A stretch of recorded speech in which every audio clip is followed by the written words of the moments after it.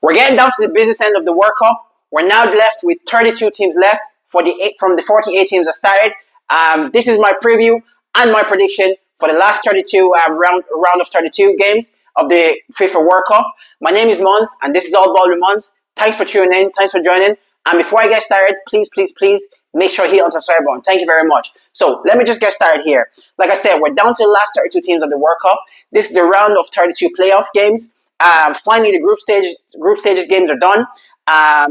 This has been a great tournament so far. Like I said, most of the big players have been turning up. Mbappe, Messi, Ronaldo, Harry Kane, all the big players, Jude Bellingham, all the big players have made a big mark on this tournament so far, and I'm looking forward to the round of 32 playoffs. So what I'm going to do in this episode of All Ball with Mons, I'm going to give you a list of the fixtures, and I'm going to give you my prediction, and I'm going to talk about some of the possibilities and my prediction for the tournament.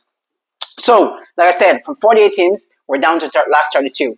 I was a bit skeptical of the 48-team tournament because I felt it was a watered-down version of the World Cup. However, it's been a success so far.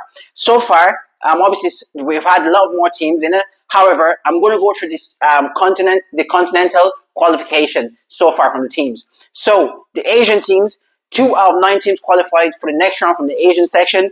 The African section, 9 out of 10 teams qualified for the African section, which is absolutely fantastic. For the North American section, 3 out of 6 qualified. From South America, 5 out of 6 qualified. From the European section, 13 out of 16 teams qualified. And from the Oceania section, 0 from 1 qualified. For me, it's been a great tournament so far. I've really enjoyed it. There's been some fantastic games, some fantastic goals.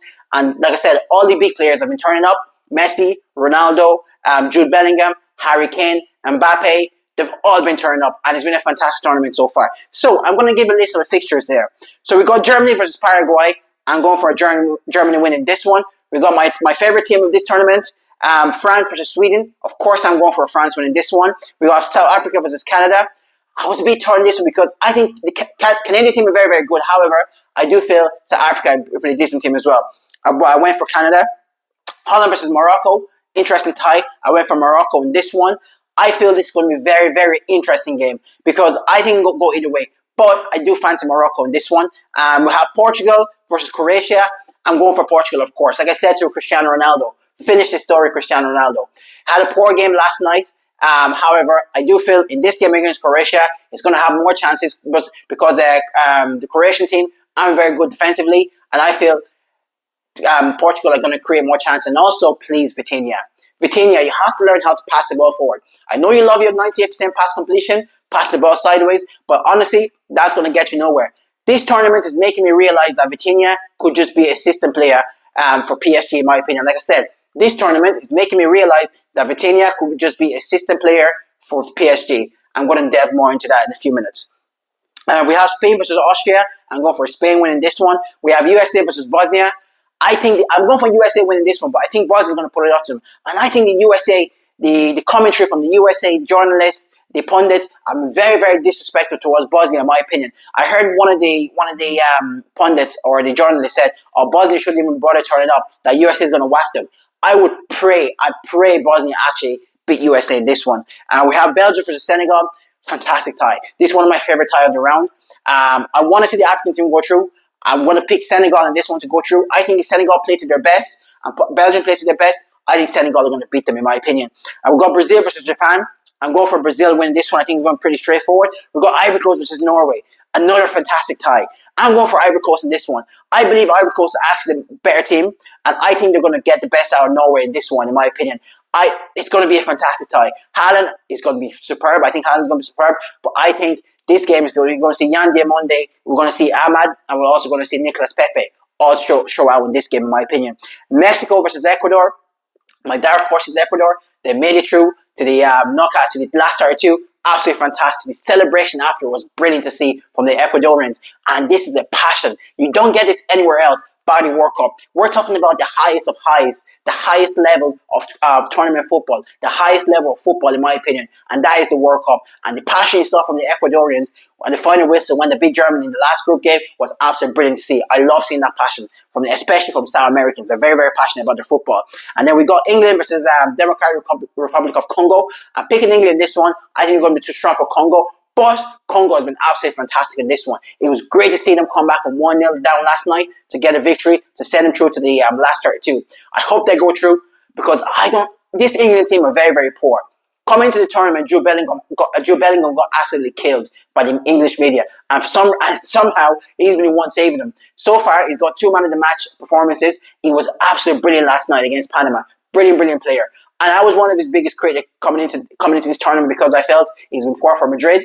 But for me, I'm sorry, Jude Bellingham. I was not familiar with your game. You've been absolutely fantastic so far for England, and I think you're the English talisman, not Harry Kane. And then we go Argentina versus Cape Verde. Again, Cape Verde, fantastic. Great to see them. Great to see Pico Lopez, the Irish, the Cape Verdean, but he's also obviously Irish. He plays for Cape Verde. I know his mom is Irish, and he's been absolutely fantastic so far. And it's a great story so far. But I just think Argentina are going to be too strong for them. And obviously, you're going to see Messi going to absolutely destroy them, in my opinion. You can imagine those Cape Verdean players are going to be so nervous playing against Messi, in my opinion.